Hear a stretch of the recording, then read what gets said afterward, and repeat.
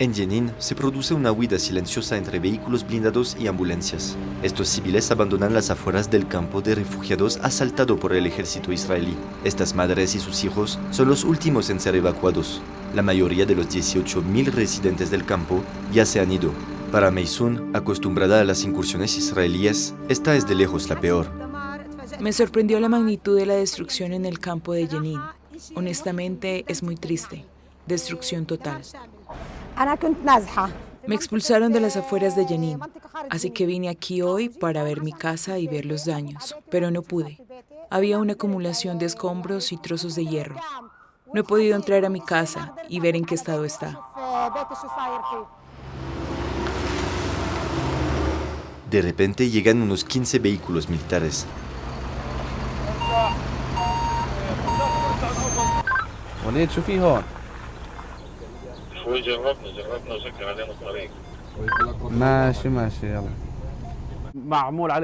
Establecieron un bloqueo. Los equipos médicos y los civiles no pueden pasar. La falta de acceso a los hospitales y el asedio del campo están empeorando aún más la situación humanitaria, porque las necesidades esenciales de las personas, en particular los ancianos, los niños y los enfermos, son cada vez más urgentes.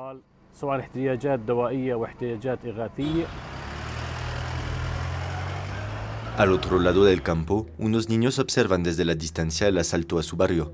Columnas de humo salen de algunas casas. Conseguimos acercarnos brevemente. No es la zona más expuesta. Algunos edificios son objetivo. Este no es más que ruinas y escombros. En el interior la escalera se ha derrumbado. Pero el propietario del local no oculta que sus hijos pertenecen a grupos armados locales. Llamaron por el altavoz. Dijeron, evacúen la casa, tienen 10 minutos. Vamos a volar la casa en 10 minutos. Todos están contra nosotros. La autoridad palestina fue la que nos destruyó. Ellos fueron los que dieron la información de mi casa. La ira de los residentes contra la autoridad palestina es cada vez más explícita. La razón, durante 47 días fueron los propios hombres de Mahmoud Abbas quienes lucharon contra las brigadas de Jenin. En aquel momento, declararon que eran un grupo al margen de la ley, responsables de atentados en Israel y de la dura represión israelí. Estas imágenes fueron filmadas en su momento en el campo. Conocimos a este combatiente que bajó su arma para explicar sus motivaciones. El campamento tiene una larga historia, que se remonta a más de 40 años. Esto no es nada nuevo. Intentaron invadirla por primera vez en 2002, 2006 y 2012. ¿Pero se ha acabado todo? No. Cada vez los judíos vienen al campo y no les sirve nada. Para nosotros, una generación releva a otra. Dejamos la ciudad de Jenin. En este pueblo estamos a 4 kilómetros de la zona de combate, pero la operación israelí también dejó una víctima. A las 8 p.m. del 25 de enero, el ejército israelí disparó contra todas las ventanas del edificio. Dijo que su objetivo eran varios combatientes armados. Sin embargo, fue una niña de 2 años y medio la que recibió el disparo en la cabeza. Se le llamaba Leila al-Hatib. Esta es Leila. Cuando me veía estudiando ocupaba mi lugar en la silla para imitarme. Terminé pidiendo un computador para niños con un juego de dinosaurios. Le encantaban los dinosaurios, pero aún no lo han entregado. Lo voy a recibir. Pero Leila ya no está. Abrieron fuego desde allí. Había algunos restos de madera. Entramos aquí. Mi hija estaba aquí, su tía y yo la llevamos, y de repente empezó a llorar y a sangrar. Mi pijama estaba cubierta de sangre al igual que mi ropa. Ya sabía que no sobreviviría. Y allí, en la toalla, también está su sangre.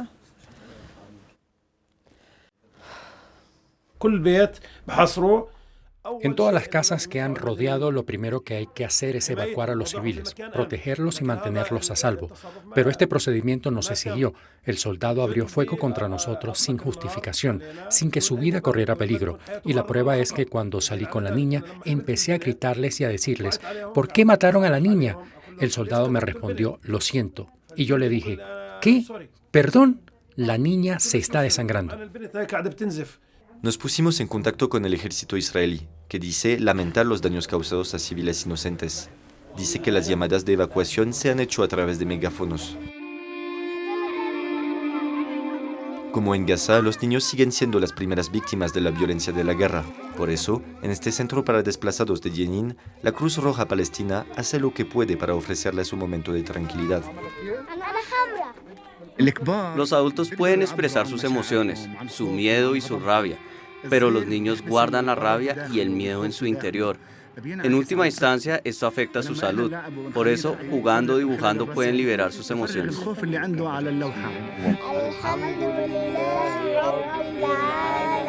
Estos niños esperan impacientes poder regresar a sus hogares en el campo, pero por el momento, cualquier perspectiva de vuelta a la calma parece remota.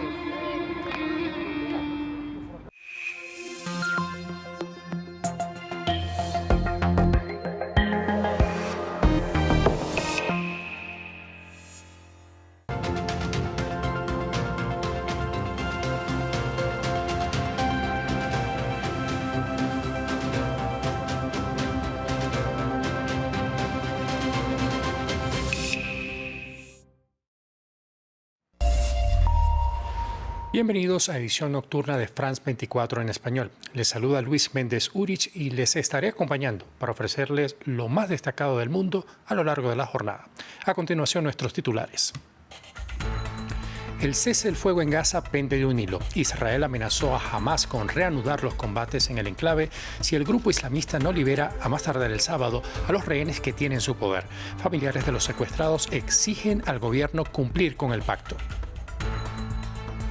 En Estados Unidos, el empresario Elon Musk defendió los recortes en el gasto y del personal del gobierno federal. Para respaldar su labor, Donald Trump firmó una orden ejecutiva en la que insta a los jefes de agencias federales a coordinar con Musk para reducir el tamaño del gobierno. El mandatario de Ecuador, Daniel Noboa, denunció presuntas irregularidades en las elecciones presidenciales del pasado domingo, entre ellas supuestas presiones para votar por Luisa González. La opositora respondió pidiendo respeto y la misión de observación internacional dijo no tener indicios de fraude.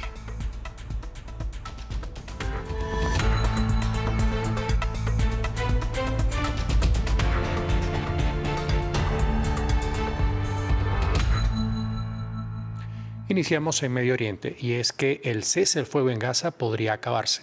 El primer ministro de Israel, Benjamin Netanyahu, amenazó con reanudar los combates en el enclave palestino si Hamas no libera a los rehenes que tienen su poder de aquí al sábado. Antes, el grupo islamista suspendió la entrega de los secuestrados bajo el argumento que el gobierno israelí presuntamente habría violado los términos del acuerdo de alto el fuego. Familiares de los rehenes exigen al gobierno respetar el pacto. Le contamos más en el siguiente informe. Esta fue la más reciente amenaza lanzada por Benjamin Netanyahu dirigida a Hamas. Si Hamas no entrega a nuestros rehenes antes del mediodía del sábado, el alto el fuego terminará y el ejército israelí reanudará los intensos combates hasta la derrota definitiva de Hamas. Al mismo tiempo, el primer ministro israelí anunció que estaba agrupando tropas alrededor de Gaza para aumentar la presión. Las tensiones han ido en aumento desde que Hamas anunció el lunes que suspendía la liberación de los próximos rehenes prevista para el sábado. El grupo armado palestino acusa a Israel de no respetar los términos del alto el fuego. Donald Trump, por su parte, ha prometido un infierno si no se libera a los rehenes. La preocupación crece en el enclave. Basta ya de todo esto, basta ya de destrucción, muerte, devastación y exilio. La gente sobrevive sin comida, agua, refugio, electricidad ni infraestructuras. La gente está dispersa por todas partes. La misma preocupación en Israel por las familias de los rehenes. Hubo un acuerdo en noviembre de 2023 que solo duró 6 días. Tuvimos que esperar otros 12 meses para otro. Mientras tanto, mi tío no sobrevivió. Después de 4 meses, murió en cautiverio. Así que lo que les digo ahora es que no podemos permitirnos otro tire y afloje entre las dos partes. Hay un acuerdo, a por él. Desde el alto el fuego, 21 rehenes han sido liberados por Hamas, a cambio de cientos de prisioneros palestinos. En Estados Unidos, el presidente Donald Trump sostuvo un encuentro con el rey de Jordania, Abdullah 2. El mandatario estadounidense le reiteró al monarca jordano su propuesta para que acoja a los gazatíes que serán desplazados, al tiempo que indicó la voluntad de tomar la Franja de Gaza para reconstruirla y convertirla en un centro para el desarrollo del Medio Oriente. El rey jordano se mostró en desacuerdo con las demandas de Trump e indicó que el objetivo es encontrar una solución ampliamente aceptable. Agregó que Egipto presentará un plan sobre cómo los países de la región podrían trabajar con la Unión Americana sobre el futuro de Gaza. Creo que la cuestión es cómo hacer que esto funcione de manera que sea buena para todos. Obviamente, tenemos que pensar en lo que más convenga a Estados Unidos, a la gente de la región, especialmente a mi pueblo de Jordania. Y vamos a tener algunas discusiones interesantes hoy. Creo que una de las cosas que podemos hacer de inmediato es llevar a 2.000 niños que tienen cáncer o están muy enfermos a Jordania lo más rápido posible. Y luego esperar, creo, a que los egipcios presenten su plan sobre cómo podemos trabajar con el presidente para resolver los desafíos de Gaza. Este martes, Elon Musk, nombrado por Donald Trump para liderar el Departamento de Eficiencia Gubernamental, defendió los recortes de gasto y personal dentro del gobierno federal. Musk, quien habló por primera vez ante los medios desde la designación, argumentó su decisión en que los estadounidenses votaron por un cambio importante y lo están cumpliendo. Trump respaldó la labor de Musk firmando una orden ejecutiva en la que insta a los jefes de agencias federales a coordinar con Musk para reducir el tamaño del gobierno. Y también vamos a abordar el déficit. Tenemos un déficit de 2 años de $1 billón y si no hacemos algo al respecto, el país irá a la quiebra. Es realmente asombroso que los pagos de intereses solo en la deuda nacional excedan el presupuesto del Departamento de Defensa, lo cual es impactante porque gastamos mucho dinero en defensa. Pero si eso continúa, básicamente vamos a llevar al país a la quiebra. Así que lo que realmente diría es que no es opcional para nosotros reducir los gastos federales. Es esencial hacerlo. El Departamento de Justicia de Estados Unidos retiró los cargos de corrupción contra el alcalde de Nueva York, Eric Adams. La acusación fue presentada por los fiscales en septiembre pasado bajo el argumento que Adams utilizó sus cargos oficiales en la ciudad para conseguir contribuciones ilegales a campañas y viajes de lujo. Adams siempre se ha declarado inocente y ahora, tras conocer la decisión, indicó que termina una de las etapas más difíciles de su vida. Sin embargo, la investigación podría abrirse nuevamente en el futuro. Entre tanto, Donald Trump dio la bienvenida en la Casa Blanca a Mark Fogel, el profesor de 63 años que fue liberado por Rusia este martes. Fogel cumplía una pena de 14 años de prisión por tráfico de drogas. Esto luego de que las autoridades rusas lo arrestaran en agosto de 2021 por tener dentro de su equipaje marihuana y aceite de hachís. En su momento, el docente argumentó que la marihuana tenía fines médicos. La liberación de Fogel se produce en momentos en los que Donald Trump busca mejorar las relaciones con Moscú como parte de su esfuerzo por asegurar el fin de la guerra en Ucrania.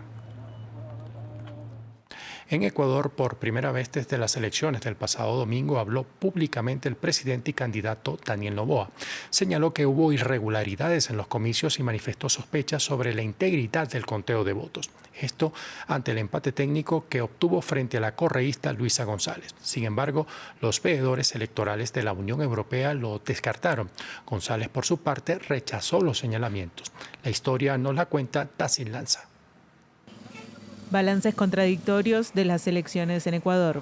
Por primera vez desde los comicios del domingo, el presidente y candidato Daniel Noboa habló sobre el resultado de la primera vuelta electoral. Primero, han habido muchísimas irregularidades y seguíamos contando, seguíamos revisando en ciertas provincias que habían cosas que no cuadraban.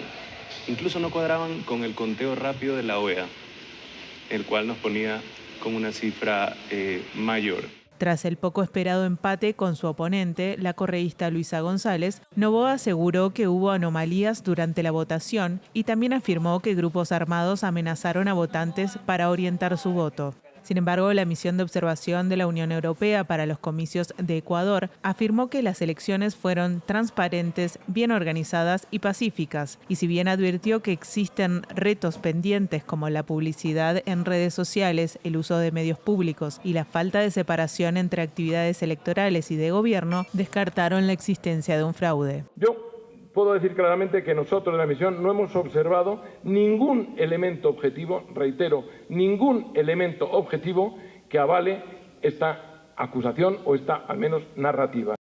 González y su partido, el Movimiento Revolución Ciudadana, también habían advertido de irregularidades, pero este martes orientaron sus críticas contra el mandatario y empresario ecuatoriano hacia otra dirección. Las provincias en donde gana Revolución Ciudadana y el resto en las que no ganamos, pero hay votos para la Revolución Ciudadana, no son ni narcos ni delincuentes. Responde por los bienes y recursos del Estado utilizados en campaña, serios delitos cometidos. Las elecciones presidenciales de abril en Ecuador reeditarán el cruce entre Noboa y González, tal como en 2023, pero esta vez podría ser una contienda más reñida. En Bolivia, más de 20 muertos y cientos de personas quedaron sin hogar luego de jornadas de intensas lluvias. De acuerdo con el viceministro de Defensa Civil, 8 de las 9 regiones del país se están viendo afectadas por las precipitaciones, siendo la región de La Paz, al occidente de la nación, la que registra más daños. El Servicio Meteorológico emitió una alerta naranja que está vigente hasta el 22 de febrero para advertir sobre la presencia de las lluvias y la crecida de los ríos. Hasta aquí el presente bloque de noticias. Continúen con más de la programación de France 24 en español.